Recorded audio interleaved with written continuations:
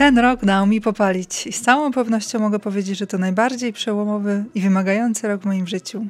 Zaczął się całkiem normalnie. Jeździłam sobie Volvim po całej Europie, tak jak i rok wcześniej. Hiszpania, Szwajcaria, Czechy, Austria, Grecja.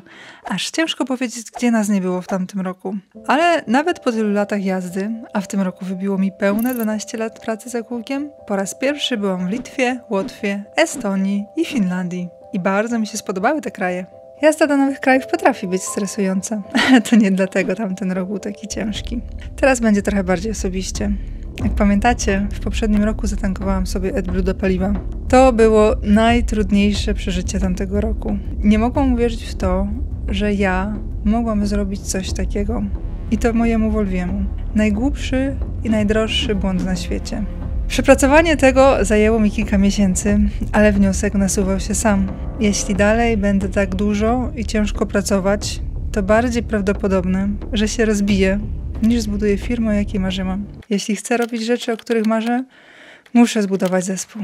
No i się zaczęło. Zawsze lubiłam robić wszystko sama, a czego nie mogłam sama, to zlecałam mojej siostrze. A teraz musiałam się przekonać do zatrudnienia obcego człowieka, bo już nie wyrabiałam. Po pierwszym ogłoszeniu spłynęło 1500 CV, a ja jakoś nie mogłam znaleźć kogoś, kto by mi pasował i szczerze powiedziawszy przerażało mnie to. W międzyczasie wymyśliłam sobie jeszcze, że pojadę do Stanów, żeby pokazać tamtejsze truckstopy jako przykład najlepszych praktyk rozwiązań w transporcie w kontekście sanitariatów dla kierowców. Sami wiecie, jak to wygląda w Europie. Nikt tutaj nie wierzy, że mogłoby być inaczej, a tam jest inaczej. Wideo widzieliście wy tutaj, ale nie tylko, bo byłam z nim także na konferencji TLP w Komisji Europejskiej w Brukseli. W Komisji Europejskiej byłam w tym roku 2 razy i 2 razy po to, by powiedzieć, że warunki pracy kierowców zawodowych w Europie są upokarzające dla człowieka i przez ostatnie 12 lat nic się nie zmieniło. Planowanie swoich tras pod konferencje, targi i spotkania.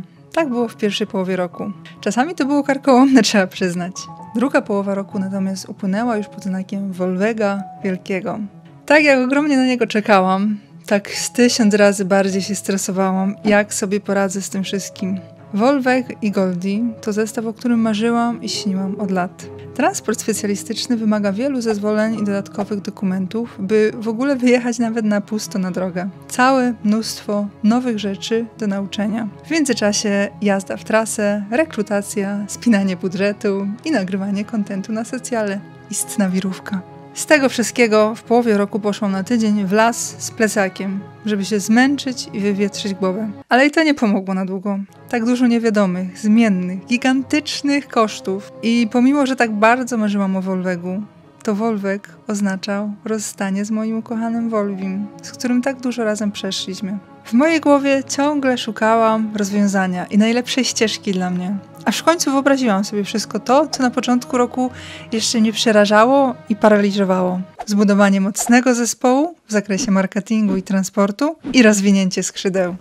To jest to, czego chcę dla siebie i dla Imagination. Przywozić niezwykłe ładunki, robić niesamowite kampanie transportowo-marketingowe, społeczne i charytatywne.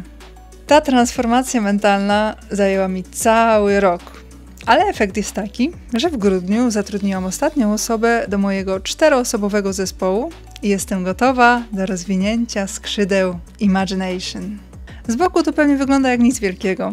Dla mnie w 2023 roku świat stanął na głowie kilka razy i dopiero w tych najtrudniejszych momentach zrozumiałam, o ile łatwiej jest przeżyć te ciężkie chwile, gdy ma się partnera, skałę. Partnera, na którym można polegać. Partnera w zasadzie niezauważalnego, który zabezpiecza fundamentalne kwestie, bez których nie da się funkcjonować. Dla mnie tym partnerem jest Eurowag. Eurowag kojarzy się przede wszystkim z kartami paliwowymi, ale to nie jest do końca tak.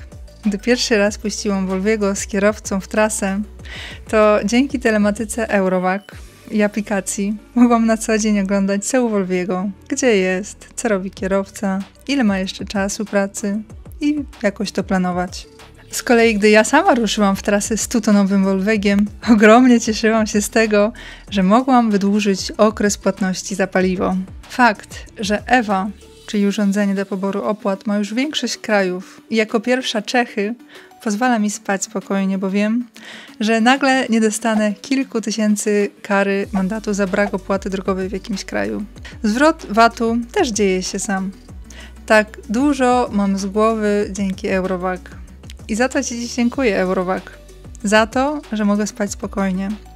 Za to, że mogę realizować razem z moim zespołem Imagination projekty społeczne na rzecz kierowców i charytatywne. Za to, że gdziekolwiek nie pojadę, wiem, że zatankuję, a kartą paliwową zapłacę też za autostrady, myjnie, parkingi, warsztaty i na koniec miesiąca mam jedną zbiorczą fakturę. Eurovac. Dziękuję Ci za to, że jesteś i wspierasz mnie w każdym zakresie.